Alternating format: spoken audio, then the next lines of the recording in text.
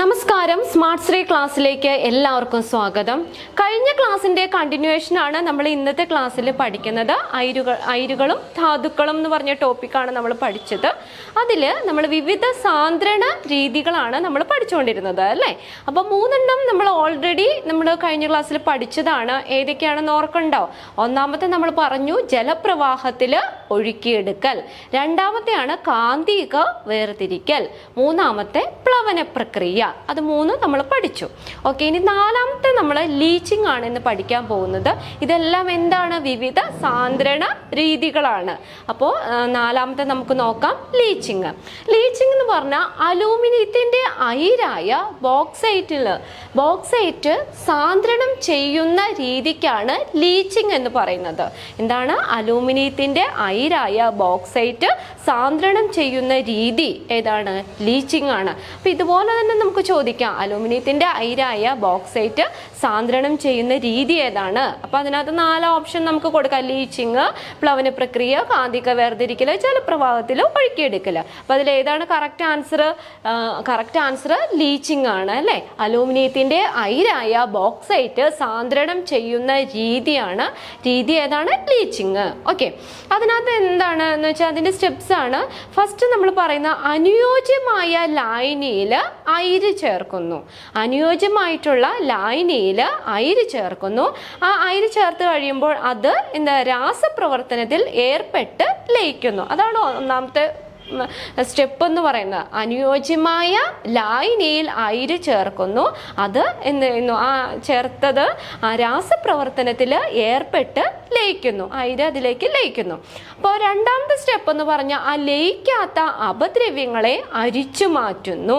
രണ്ടാമത്തെ സ്റ്റെപ്പാണ് ലയിക്കാത്ത അപദ്രവ്യങ്ങളെ അതിൽ നിന്ന് അരിച്ചു മാറ്റുന്നു.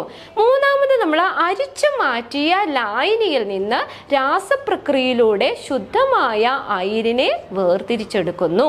മൂന്നാമത്തെ സ്റ്റെപ്പ് എന്താണ്? അപ്പൊ അരിച്ചു മാറ്റിയ ലായനിയിൽ നിന്ന് രാസപ്രക്രിയയിലൂടെ ശുദ്ധമായ അയിര് വേർതിരിച്ചെടുക്കുന്നു.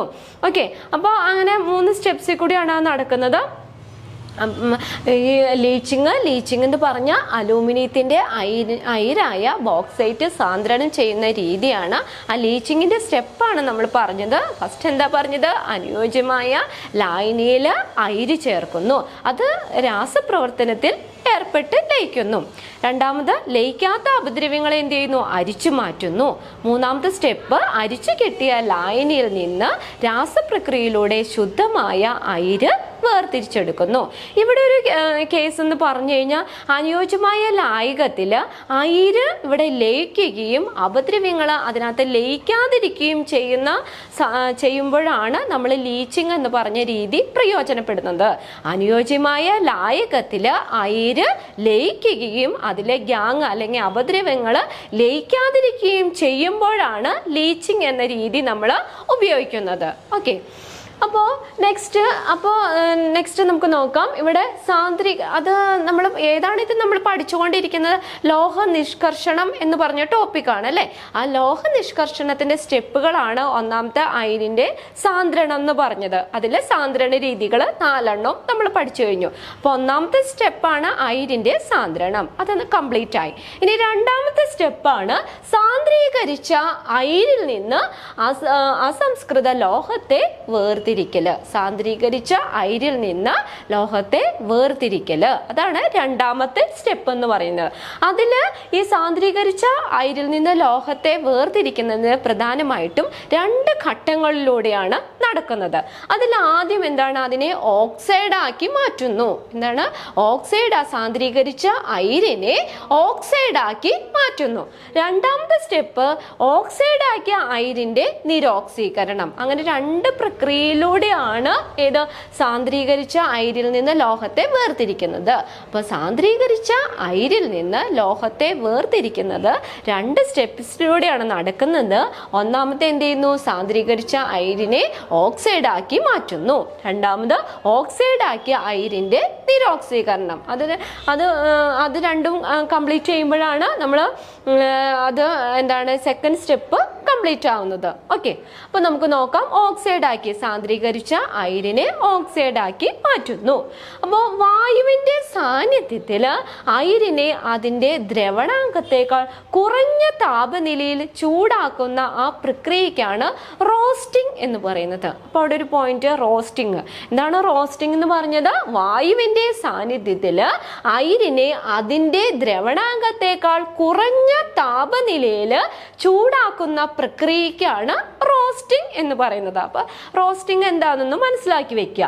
അപ്പോൾ അതിനകത്ത് സാന്ദ്രീകരിച്ച അയിരിനെ റോസ്റ്റിങ്ങിന് വിധേയമാക്കുമ്പോൾ അതിലെ ജലാംശം ബാഷ്പമായി പുറത്തേക്ക് പോകുന്നു. അപ്പൊ അതാണ് ഫസ്റ്റ് നടക്കുന്നത്. സാന്ദ്രീകരിച്ച അയിരിനെ റോസ്റ്റിങ്ങിന് വിധേയമാക്കുന്നു.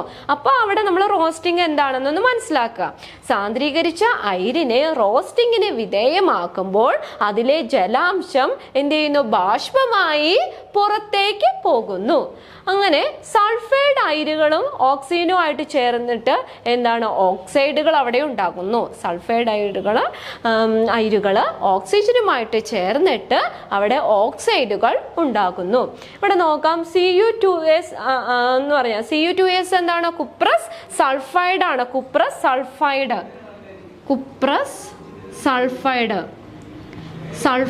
ആണ് Cu2S എന്ന് പറയുന്നത്. അപ്പോൾ കുപ്രസ് സൾഫൈഡ് അയിര് അത് റോസ്റ്റിങ്ങിന് വിധേയമാകുമ്പോൾ എന്താ അവിടെ ഉണ്ടാകുന്ന? കുപ്രസ് ഓക്സൈഡ് രൂപപ്പെടുന്നു.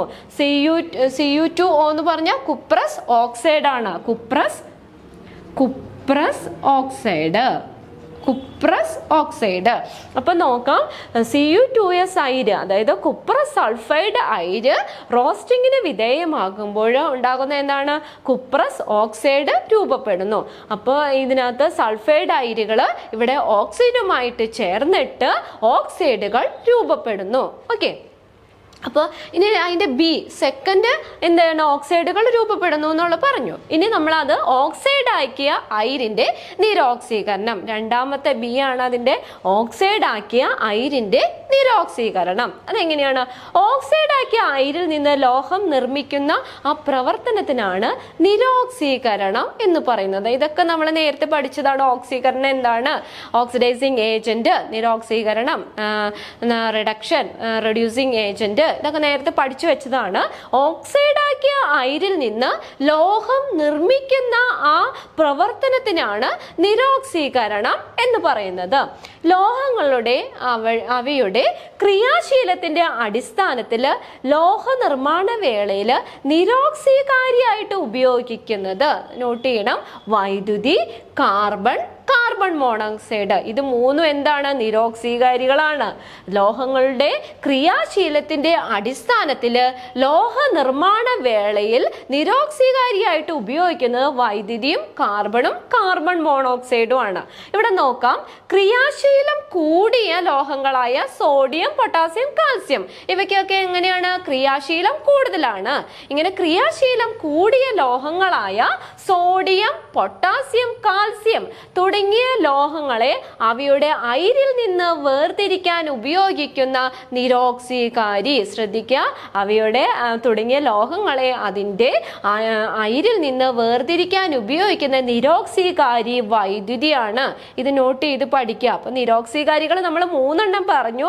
അതിൽ ക്രിയാശീലം കൂടിയ ലോഹങ്ങളായ ഏതൊക്കെയാണ്? സോഡിയം, പൊട്ടാസ്യം, കാൽസ്യം തുടങ്ങിയ ലോഹങ്ങളെ അവയുടെ അയിരിൽ നിന്ന് വേർതിരിക്കാൻ ഉപയോഗിക്കുന്ന നിരോക്സീകാരിയായിട്ട് ഉപയോഗിക്കുന്നത് ഏതാണ്? അതിൽ വൈദ്യുതിയാണ്.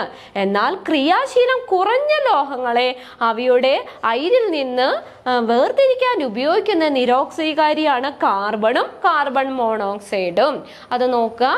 കാർബൺ മോണോക്സൈഡ് എന്ന് പറയുന്നത് എങ്ങനെയാണ്? ക്രിയാശീലം കുറഞ്ഞ ലോഹങ്ങളെ അവയുടെ അയിരിൽ നിന്ന് വേർതിരിക്കാൻ ഉപയോഗിക്കുന്ന നിരോക്സീകാരി. ഓക്കെ, അപ്പൊ അത് രണ്ടും മനസ്സിലാക്കി വെക്കാം.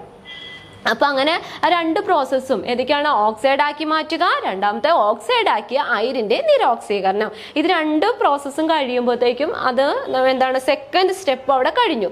സാന്ദ്രീകരിച്ച അയിരിൽ നിന്ന് അസംസ്കൃത ലോഹത്തെ വേർതിരിക്കല്. ഇനി ലാസ്റ്റ് മൂന്നാമത്തെ നമ്മൾ പറഞ്ഞത് എന്താണ്? ലോഹ ശുദ്ധീകരണം. മൂന്നാമത്തെ സ്റ്റെപ്പ് നമ്മൾ പറഞ്ഞില്ലേ? ലോഹ ശുദ്ധീകരണം. അപ്പൊ ഫസ്റ്റ് ഫസ്റ്റ് നമ്മൾ ആ അയിരിന്റെ സാന്ദ്രണം, രണ്ടാമത്തെ സാന്ദ്രീകരിച്ച അയിരിൽ നിന്ന് അസംസ്കൃത ലോഹത്തെ വേർതിരിക്കല്, മൂന്നാമത്തെ ലോഹ ശുദ്ധീകരണം. എന്താണ് ലോഹ ശുദ്ധീകരണം എന്ന് പറഞ്ഞാൽ നിരോക്സീകരണം വഴി ലഭിക്കുന്ന ലോഹത്തിൽ അടങ്ങിയിരിക്കുന്ന അപദ്രവ്യങ്ങള്, ലോഹങ്ങളും ലോഹ ഓക്സൈഡുകളും അലോഹങ്ങളൊക്കെ നീക്കം ചെയ്ത് അതിൽ നിന്ന് ശുദ്ധ ലോഹം നിർമ്മിക്കുന്ന പ്രക്രിയയാണ് നമ്മൾ ലോഹ ശുദ്ധീകരണം എന്ന് പറയുന്നത്. അപ്പൊ നമ്മൾ ഇതിൽ നിന്ന് എന്താണ് നിരോക്സീകരണം വഴി ഒരു ലോഹം ലഭിക്കുന്നു അല്ലെ, അതിനെ വീണ്ടും പ്യൂരിഫൈ ചെയ്യാണ്. നിരോക്സീകരണം വഴി ലഭിക്കുന്ന ലോഹത്തില് അടങ്ങിയിരിക്കുന്ന അപദ്രവ്യങ്ങളായ ലോഹങ്ങളും ലോഹ ഓക്സൈഡുകളും അതുപോലെ അലോഹങ്ങളും നീക്കം ചെയ്ത് ശുദ്ധമായ ലോഹം നിർമ്മിക്കുന്ന പ്രക്രിയക്കാണ് ലോഹ ശുദ്ധീകരണം എന്ന് പറയുന്നത്. ഈ ലോഹ ശുദ്ധീകരണവും പല സ്റ്റെപ്സിലൂടെയാണ് നടക്കുന്നത്. നമുക്ക് അത് ഏതൊക്കെയാണെന്ന് നോക്കാം. ഓക്കെ, അപ്പൊ ലോഹ ശുദ്ധീകരണത്തിന്റെ സ്റ്റെപ്സ് നോക്കാം. അപ്പൊ നമ്മൾ മൂന്നാമത്തെ ലോഹ ശുദ്ധീകരണമാണ് പറഞ്ഞത്. ലോഹ ശുദ്ധീകരണത്തിന്റെ വിവിധ മാർഗങ്ങൾ ഏതൊക്കെയാണെന്ന് നമുക്ക് നോക്കാം. ഫസ്റ്റ് ലോഹ ശുദ്ധീകരണം നടക്കുന്ന ഫസ്റ്റ് മെത്തേഡാണ് ഉരുക്കി വേർതിരിക്കൽ. എന്താണ് ഉരുക്കി വേർതിരിക്കല്? രണ്ടാമത്തെയാണ് സ്വേദനം, മൂന്നാമത്തെ വൈദ്യുത വിശ്ലേഷണ ശുദ്ധീകരണം. അങ്ങനെ 3 മാർഗങ്ങളിലൂടെയാണ് ലോഹ ശുദ്ധീകരണം നടക്കുന്നത്. ഉരുക്കി വേർതിരിക്കലില് നമുക്ക് കുറഞ്ഞ ദ്രവണാങ്കമുള്ള ലോഹങ്ങൾ ഏതൊക്കെയാ? ടിന്ന്, ലെഡ്, ഇതൊക്കെ ദ്രവണാങ്കം കുറഞ്ഞ ലോഹങ്ങളാണ്. ഈ കുറഞ്ഞ ദ്രവണാങ്കമുള്ള ലോഹങ്ങളായ ടിൻ, ലെഡ് എന്നീ ലോഹങ്ങൾ അപദ്രവ്യമായി അടങ്ങിയിരിക്കുന്ന ഉയർന്ന ദ്രവണാങ്കമുള്ള മറ്റു ലോഹങ്ങൾ, അതുപോലെ തന്നെ ലോഹ ഓക്സൈഡുകൾ തുടങ്ങിയവ നീക്കം ചെയ്യുന്നതിനായി ഫർണസിന്റെ മുകളിൽ വെച്ചിട്ട് ഇത് ചെരിഞ്ഞ പ്രതലത്തിൽ വെച്ച് ചൂടാക്കുന്നു. ഫർണസിന്റെ മുകളിൽ ചെരിഞ്ഞ പ്രതലത്തിൽ വെച്ച് ചൂടാക്കുമ്പോൾ ശുദ്ധ ലോഹം എന്ത് ചെയ്യുന്നു? അപദ്രവ്യങ്ങളിൽ നിന്ന് വേർതിരിഞ്ഞിട്ട് അത് ഉരുകി താഴേക്ക് വീഴുന്നു. ഇതാണ് നമ്മൾ ഉരുക്കി വേർതിരിക്കൽ എന്ന് പറയുന്നത്. അപ്പോൾ കുറഞ്ഞ ദ്രവണാങ്കമുള്ള ടിൻ, ലെഡ് എന്നീ ലോഹങ്ങൾ അപദ്രവ്യങ്ങളായി അടങ്ങിയിരിക്കുന്ന ഉയർന്ന ദ്രവണാങ്കമുള്ള മറ്റു ലോഹങ്ങൾ, അതുപോലെ തന്നെ ലോഹ ഓക്സൈഡുകൾ എന്നിവയൊക്കെ തുടങ്ങിയവ എന്ത് ചെയ്യുന്നു? ഒരു ഫർണസിന്റെ മുകളിൽ വെച്ച് നീക്കം ചെയ്യുന്നതിന് വേണ്ടിയിട്ട് ഒരു ഫർണസിന്റെ മുകളിൽ അത് ചെരിഞ്ഞ പ്രതലത്തിൽ വെച്ച് ചൂടാക്കുമ്പോൾ എന്താണ്? ശുദ്ധ ലോഹം അത് ഈ അപദ്രവ്യങ്ങളിൽ നിന്ന് വേർതിരിഞ്ഞ് അത് ഉരുക്കി താഴേക്ക് വീഴുന്നു. ഓക്കെ, ഇനി നെക്സ്റ്റ് രണ്ടാമത്തെ മെത്തേഡാണ് സ്വേദനം എന്ന് പറയുന്നത്. സ്വേദനം എന്ന് പറഞ്ഞാൽ കുറഞ്ഞ തിളനിലയിലുള്ള സിങ്ക്, കാഡ്മിയം, മെർക്കുറി എന്നിവയെ ശുദ്ധീകരിക്കുന്നതിന് ഉപയോഗിക്കുന്ന ഒരു രീതിയാണ് സ്വേദനം. ഇത് പ്രീവിയസ് ഇയറിൽ ചോദിച്ചിട്ടുണ്ട്. ദ്രവണാങ്കം കുറഞ്ഞ തിളനിലയുള്ള സിങ്ക്, കാഡ്മിയം, മെർക്കുറി എന്നിവയെ ശുദ്ധീകരിക്കാൻ ഉപയോഗിക്കുന്ന ഒരു രീതിയാണ് സ്വേദനം എന്ന് പറയുന്നത്. ഇനി മൂന്നാമത്തെ പ്രോസസ്സാണ് വൈദ്യുത വിശ്ലേഷണ ശുദ്ധീകരണം. വൈദ്യുത വിശ്ലേഷണ ശുദ്ധീകരണത്തിൽ നെഗറ്റീവ് ഇലക്ട്രോഡായി ഉപയോഗിക്കുന്ന ശുദ്ധ ലോഹമാണ്. ഇത് നോട്ട് ചെയ്യണം. നമുക്ക് കോപ്പറിന്റെ വൈദ്യുത വിശ്ലേഷണം പഠിക്കാനുണ്ട്. അപ്പൊ അതിനകത്ത് വൈദ്യുത വിശ്ലേഷണ ശുദ്ധീകരണത്തിൽ നെഗറ്റീവ് ഇലക്ട്രോഡായി ഉപയോഗിക്കുന്നത് ഏതാണ്? ശുദ്ധ ലോഹമാണ്. ശുദ്ധ ലോഹം. വൈദ്യുത വിശ്ലേഷണ പ്രക്രിയയിൽ പോസിറ്റീവ് ഇലക്ട്രോഡായി ഉപയോഗിക്കുന്നത് അപദ്രവ്യങ്ങൾ അടങ്ങിയ ലോഹം. പോസിറ്റീവ് ഇലക്ട്രോഡ് ഏതാണ്? അപദ്രവ്യങ്ങൾ അടങ്ങിയ ലോഹമാണ് പോസിറ്റീവ് ഇലക്ട്രോഡായിട്ട് ഉപയോഗിക്കുന്നത്. അപ്പൊ ഇലക്ട്രോലൈറ്റ് ഏതാന്ന് നോക്കിയേ? ശുദ്ധീകരിക്കേണ്ട ലോഹത്തിന്റെ ലവണ ലായനിയാണ് ഇലക്ട്രോലൈറ്റ് ആയിട്ട് ഉപയോഗിക്കുന്നത്. ശുദ്ധീകരിക്കേണ്ട ലോഹത്തിന്റെ ലവണ ലായനി. ഇത് മൂന്നും നമ്മളൊന്ന് മനസ്സിലാക്കി വെച്ച് കഴിഞ്ഞാൽ നമുക്ക് ഓരോന്നിന്റെ ശുദ്ധീകരണം നമുക്ക് ഈസി ആയിട്ട് പറയാം. അതിനകത്ത് ഏതാണ് നെഗറ്റീവ് ഇലക്ട്രോഡ് ഏതാണ്, പോസിറ്റീവ് ഇലക്ട്രോഡ് ഏതാണ്, ഇലക്ട്രോലൈറ്റ് ഏതാണെന്ന് മനസ്സിലാക്കുക. നെഗറ്റീവ് ഇലക്ട്രോഡ് ശുദ്ധ ലോഹമാണ്. പോസിറ്റീവ് ഇലക്ട്രോഡ് എന്ന് പറഞ്ഞത് അപദ്രവ്യങ്ങൾ അടങ്ങിയ ലോഹമാണ്. പോസിറ്റീവ് ഇലക്ട്രോഡ് ഇലക്ട്രോലൈറ്റ് ആയിട്ട് ഉപയോഗിക്കുന്നത് ശുദ്ധീകരിക്കേണ്ട ലോഹത്തിന്റെ ലവണ ലായനി ഇലക്ട്രോലൈറ്റ് ആയിട്ടും ഉപയോഗിക്കുന്നു. ഇവിടെ നോക്കാം, ഇതും പ്രീവിയസ് ഇയറിൽ ചോദിച്ചിട്ടുണ്ട്. കോപ്പറിനെ ശുദ്ധീകരിക്കാൻ ഉപയോഗിക്കുന്ന മാർഗം താഴെ തന്നിരിക്കുന്നവയിൽ കോപ്പറിനെ ശുദ്ധീകരിക്കാൻ ഉപയോഗിക്കുന്ന മാർഗം ഏതാണ്? കോപ്പറിനെ എങ്ങനെയാണ്? വൈദ്യുത വിശ്ലേഷണ ശുദ്ധീകരണമാണ്. വൈദ്യുത വിശ്ലേഷണമാണോ, ഉരുക്കി വേർതിരിക്കൽ, സ്വേദനം, എന്നിട്ട് നാലാമത്തെ ഓപ്ഷനായിട്ട് ഇവയൊന്നും അല്ല എന്ന് വേണമെങ്കിൽ തരാം. അപ്പൊ അതിനകത്ത് കോപ്പറിനെ ശുദ്ധീകരിക്കാൻ ഉപയോഗിക്കുന്ന മാർഗമാണ് വൈദ്യുത വിശ്ലേഷണം. അപ്പൊ നമുക്കിനി കോപ്പറിന്റെ ശുദ്ധീകരണം നോക്കാം. കോപ്പറിന്റെ ശുദ്ധീകരണം, കോപ്പറിന്റെ വൈദ്യുത വിശ്ലേഷണം. ഓക്കെ, അതിനകത്ത് ആനോഡായിട്ട് നമ്മൾ ഉപയോഗിക്കുന്നത് ശുദ്ധീകരിക്കേണ്ട കോപ്പറാണ്. അപ്പൊ ശുദ്ധീകരിക്കേണ്ട ലോഹം, അതാണ് നമ്മൾ ആനോഡായിട്ട് ഉപയോഗിക്കുന്നത്. നെഗറ്റീവ് ഇലക്ട്രോഡ് ആനോഡായിട്ട് ഉപയോഗിക്കുന്നത് ഏതാണ്? ശുദ്ധീകരിക്കേണ്ട ലോഹമാണ്. ശുദ്ധീകരിക്കേണ്ട ലോഹം. അപ്പൊ നമുക്കിവിടെ നോക്കാം. ആനോഡായിട്ട് ഉപയോഗിക്കുന്ന ഏതാണ്? ശുദ്ധീകരിക്കേണ്ട കോപ്പറാണ്. ഇപ്പോൾ കോപ്പറിന്റെ വൈദ്യുത വിശ്ലേഷണമാണ് നമ്മൾ പഠിക്കുന്നത്. ആനോഡ് ശുദ്ധീകരിക്കേണ്ട കോപ്പർ, ശുദ്ധീകരിക്കേണ്ട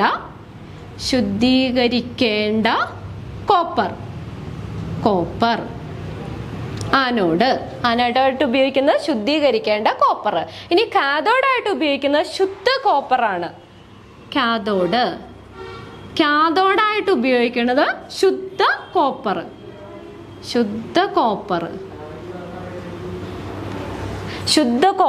ശുദ്ധ ലോഹം നെഗറ്റീവ് ഇലക്ട്രോഡ് ആയിട്ട് ഉപയോഗിക്കുന്നു. അതായത് കാഥോഡായിട്ട് ഉപയോഗിക്കുന്നത് ഏതാണ്? ശുദ്ധ കോപ്പറാണ്. ഇനി ഇവിടെ ഇലക്ട്രോലൈറ്റ് ആയിട്ട് ഉപയോഗിക്കുന്ന H2SO4 സൾഫ്യൂരിക് ആസിഡിന് ചേർന്ന കോപ്പർ സൾഫേറ്റ് ലായനിയാണ് ഇലക്ട്രോലൈറ്റ് ആയിട്ട് ഉപയോഗിക്കുന്നത്. ഇലക്ട്രോലൈറ്റ്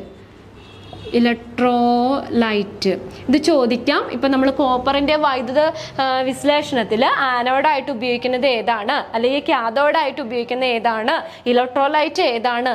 ഇലക്ട്രോലൈറ്റ് എന്ന് പറഞ്ഞ ഏതാണ്? സൾഫ്യൂരിക് ആസിഡ് H2SO4 ചേർന്ന കോപ്പർ സൾഫേറ്റ് ലായനിയാണ്. H2SO4 ചേർന്ന എന്താണ്? കോപ്പർ സൾഫേറ്റ് ലായനി. സൾഫേറ്റ് ലായനിയാണ് നമ്മൾ ഇലക്ട്രോലൈറ്റ് ആയിട്ട് ഉപയോഗിക്കുന്നത്. അപ്പൊ ഇത് മൂന്നും മനസ്സിലാക്കാം. ഇനി നമുക്ക് നോക്കാം. ആനോഡില് കോപ്പറിന്റെ വൈദ്യുത വിശ്ലേഷണ പ്രക്രിയയില് ശുദ്ധീകരണത്തില് നമുക്ക് ആനോഡിൽ നടക്കുന്ന രാസപ്രവർത്തനം, ആനോഡിൽ നടക്കുന്ന രാസപ്രവർത്തനം, അതായത് കോപ്പർ ആറ്റാണ് Cu അല്ലെ. കോപ്പർ ആറ്റം എന്ത് ചെയ്യുന്നു? Cu2+ 2 electron minus, Cu2+ 2 electron മൈനസും. ഇവിടെ ഏത് പ്രോസസ്സാണ്? ആനോഡിൽ ഏതാണ് നടക്കുന്നത്? ആനോഡിൽ നടക്കുന്നത് ഓക്സീകരണമാണ്. ഓക്സീകരണം നടക്കുന്നു. ഇവിടെ നടക്കുന്ന അതിന്റെ സമവാക്യം ഒന്ന് നോക്കുക. Cu gives എന്താണ്? Cu2+ 2 electron minus. ഇവിടെ ഏതാണ്? ഓക്സീകരണം നടക്കുന്നു. ആനോഡിൽ ഓക്സീകരണം നടക്കുന്നു. ആനോഡില് ഓക്സീകരണം. ഇനി കാഥോഡിൽ നടക്കുന്ന പ്രവർത്തനത്തിന്റെ സമവാക്യം അങ്ങനെ ചോദിക്കാം. കാഥോഡിൽ നടക്കുന്ന രാസപ്രവർത്തനത്തിന്റെ സമവാക്യം എന്ന് പറഞ്ഞാൽ ഇത് Cu2+ കോപ്പർ അയണുകൾ അല്ലെ. Cu2+ എന്താണ്? കാഥോഡിൽ നടക്കുന്നത് +2 ഇലക്ട്രോൺ മൈനസ് എന്താവുന്നു? Cu കോപ്പർ ആറ്റങ്ങളായി മാറുന്നു. Cu ആവുന്നു. ഇതാണ് ഏതിനകത്ത്? കാഥോഡില്. അപ്പൊ ഇവിടെ നടക്കുന്ന പ്രവർത്തനം ഏതാണ്? നിരോക്സീകരണം. ഇവിടെ ഏതാണ്? നിരോക്സീകരണമാണ് നടക്കുന്നത്. അവിടെ ഓക്സീകരണം, ഇവിടെ നിരോക്സീകരണം, റിഡക്ഷനുമാണ്. നോക്കുക. കാഥോഡില് Cu2+ 2 ഇലക്ട്രോൺ ഗീവ്സ് എന്ത് ചെയ്യുന്നു? Cu കോപ്പറായി മാറുന്നു. Cu ഇവിടെ നടക്കുന്നത് ഏതാണ്?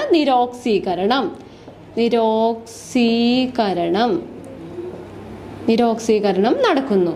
ഓക്കെ, ഇതിനകത്തുനിന്ന് പ്രീവിയസ് ഇയറിൽ ചോദിച്ചിട്ടുള്ള ഒരു ക്വസ്റ്റ്യൻ ആണ്. സ്വയം നിരോക്സീകരണ പ്രവർത്തനം വഴി വേർതിരിയുന്ന ലോഹം. താഴെ തന്നിരിക്കുന്നവയിൽ സ്വയം നിരോക്സീകരണ പ്രവർത്തനം വഴി വേർതിരിയുന്ന ഒരു ലോഹം. അതിന്റെ ആൻസർ കോപ്പറാണ്. ഇത് പ്രീവിയസ് ഇയറിൽ ചോദിച്ചിട്ടുണ്ട് ഈ ക്വസ്റ്റ്യൻ. അപ്പോൾ സ്വയം നിരോക്സീകരണ പ്രവർത്തനം വഴി വേർതിരിയുന്ന ഒരു ലോഹമാണ് കോപ്പർ. കോപ്പറിന്റെ ശുദ്ധീകരണമാണ് നമ്മൾ പറഞ്ഞത്. Anode, cathode, electrolyte. ഈ ആനോഡിൽ നടക്കുന്ന രാസപ്രവർത്തനത്തിന്റെ സമവാക്യം, ആനോഡിൽ ഏതാണ്? ഓക്സീകരണമാണ് നടക്കുന്നത് അല്ലെ. കാഥോഡിൽ നടക്കുന്ന രാസപ്രവർത്തനത്തിന്റെ സമവാക്യം, അവിടെ ഏതാണ്? കാഥോഡില് നിരോക്സീകരണവും നടക്കുന്നു. അപ്പൊ കോപ്പറിന്റെ വൈദ്യുത വിശ്ലേഷണവും ഒന്ന് നോക്കി വെക്കണം. അപ്പോൾ നമ്മൾ ഇന്നത്തെ ക്ലാസ്സിൽ എന്തൊക്കെയാണ് പറഞ്ഞത്? നമ്മൾ 2 ക്ലാസ്സുകളും നമ്മൾ കണ്ടിന്യൂസ് ആയിട്ട് തന്നെ കാണണം. കഴിഞ്ഞ ക്ലാസ്സിന്റെ ബാക്കിൽ നിന്ന് മുതലാണ് നമ്മൾ പഠിച്ചത്. വിവിധ സാന്ദ്രണ രീതികളിൽ നമ്മൾ 3 നേരത്തെ പഠിച്ചു. 4ാമത്തെ ലീച്ചിങ് മുതലാണ് പറഞ്ഞത്. ലീച്ചിങ് പറഞ്ഞു. അപ്പോൾ ലോഹ നിഷ്കർഷണത്തിന്റെ 3 സ്റ്റെപ്സും കംപ്ലീറ്റ് ആയി.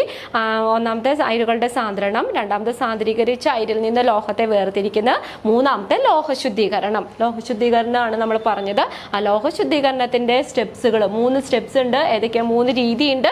ഉരുക്കി വേർതിരിക്കല്, സ്വേദനം, വൈദ്യുത വിശ്ലേഷണ, ശുദ്ധീകരണം. അത് മൂന്നും ഇതാണ് നമ്മൾ ലോഹശുദ്ധീകരണമാണ്. ലോഹശുദ്ധീകരണത്തിന്റെ മാർഗങ്ങളാണ്. പിന്നെ ലാസ്റ്റ് നമ്മൾ കോപ്പറിന്റെ വൈദ്യുത വിശ്ലേഷണമാണ് പറഞ്ഞത്.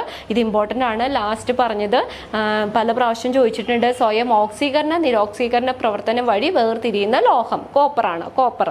അപ്പോൾ ഇതിനകത്ത് ഇതൊക്കെ ആനോഡ് ഏതാണ്, കാഥോഡ് ഏതായിട്ടാണ് ഉപയോഗിക്കുന്നത്, ഇലക്ട്രോലൈറ്റ് ഏതാണ് ഉപയോഗിക്കുന്നത്, അതൊക്കെ ചോദിക്കാം. ഇത് വളരെ ഇമ്പോർട്ടൻ്റ് ആയിട്ടുള്ളൊരു ഏരിയ ആണ്. അപ്പോൾ ഇന്നത്തെ ക്ലാസ്സിൽ പഠിപ്പിച്ചതൊക്കെ നിങ്ങൾക്ക് മനസ്സിലായി എന്ന് വിശ്വസിക്കുന്നു. ഓക്കെ, നമുക്ക് അടുത്ത ക്ലാസ്സിൽ കാണാം. താങ്ക്